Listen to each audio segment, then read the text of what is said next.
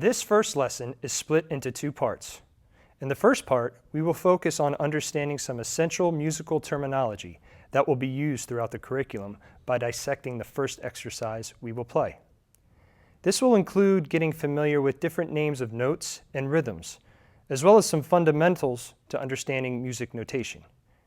Each lesson will have a PDF file with the exercises notated, so you will want to print out a copy of the PDF at the start of each lesson. The purpose of the music notation portion of the lessons isn't to necessarily turn you into a music reading master. It's there as another educational tool that can be very helpful in further understanding the material. In the second part, we will play the exercise that we looked at in part 1.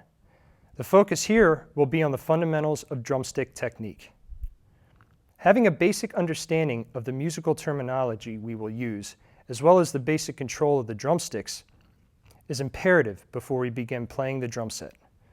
Let's start by breaking down the musical transcription of the exercises we will be playing in part 2.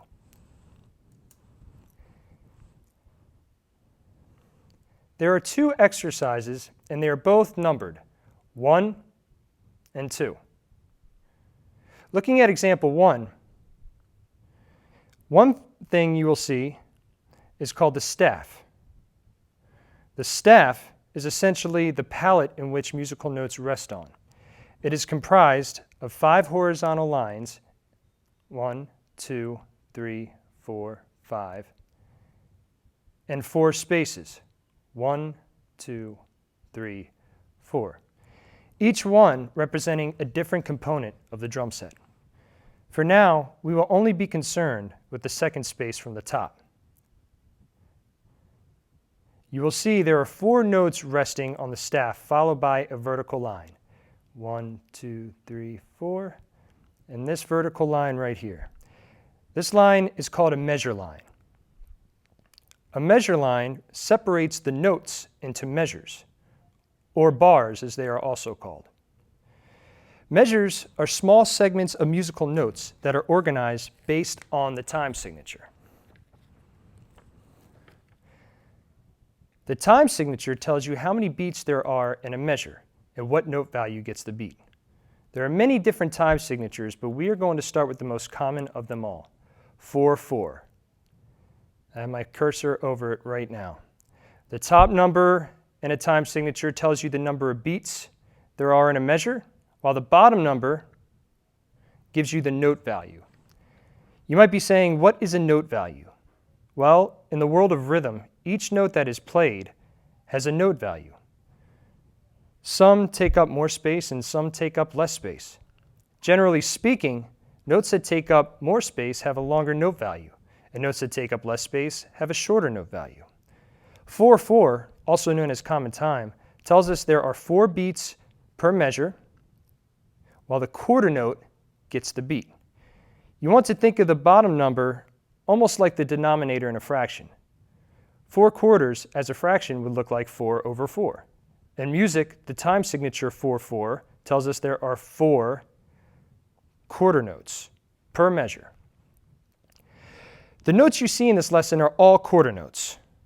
Example 1 is 2 measures in length. Example 2 is also 2 measures in length. You will notice there is a unique looking measure line at the end of each example with 2 dots. This is a repeat sign. A repeat sign simply means to repeat that particular segment of music continuously unless otherwise noted.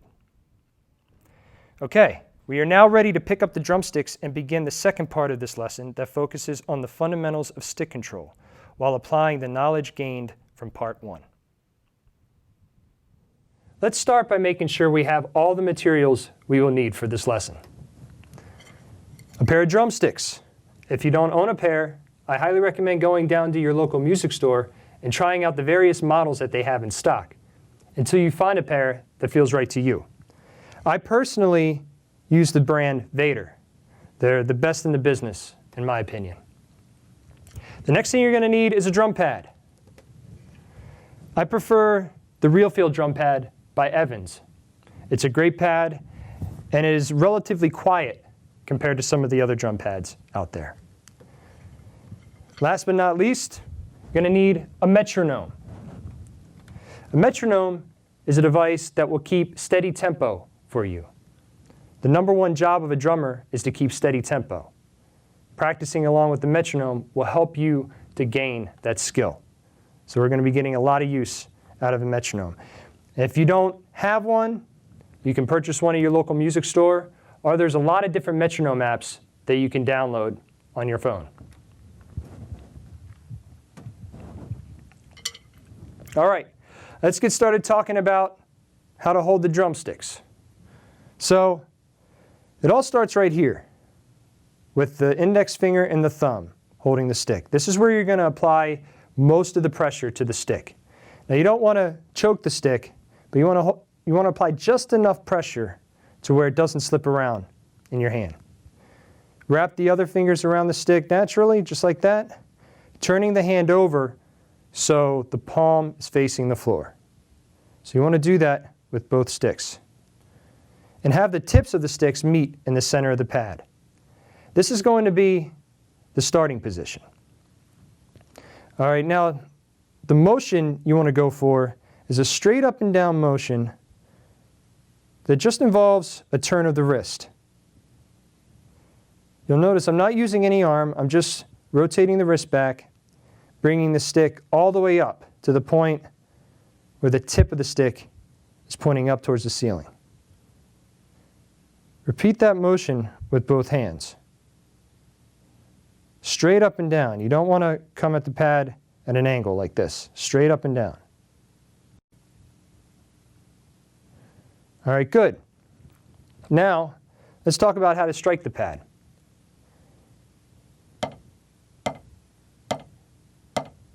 So just using the wrist, you want to strike the pad in the center, bringing the stick all the way back up.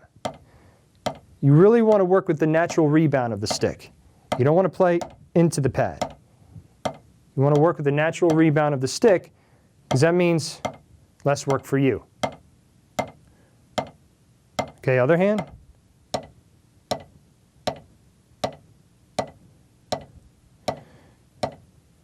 Now make sure you're incorporating all the technique tips. Keeping all the fingers on the sticks.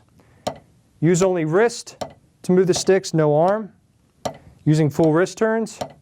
Playing in the center of the pad. Straight up and down motion. Making sure that fulcrum is intact.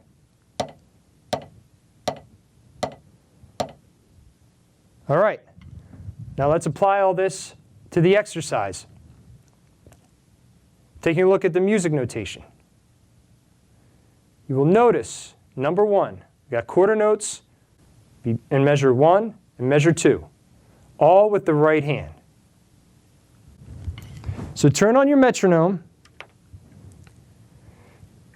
to 80 beats per minute.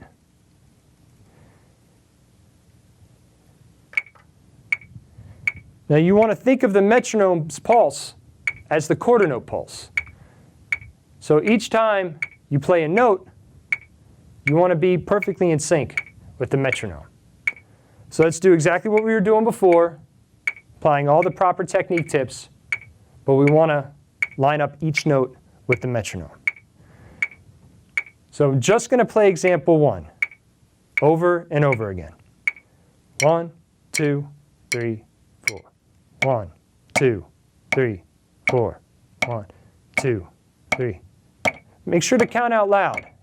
Counting out loud is very helpful, especially once we get into playing more complicated rhythms. Being able to count the quarter note is a really essential skill to develop. 1, 2, 3. Now example 2. 2, left hand. 1, 2, 3, 4. 1, 2, 3, 4. 1, 2, 3, 4. 1, 2, 3, 4. Okay, so start at 80 beats per minute. Try to get into a nice flow where you feel like you're incorporating all the technique tips we talked about. You're staying with the metronome, and it feels effortless. Once you get to that point, move the metronome up to 90 beats per minute. Repeat the same process. Do that moving up in increments of 10 until you reach 120 beats per minute. Once you're able to play through both of these exercises while incorporating proper technique at 120 beats per minute, I'll see you at the next lesson.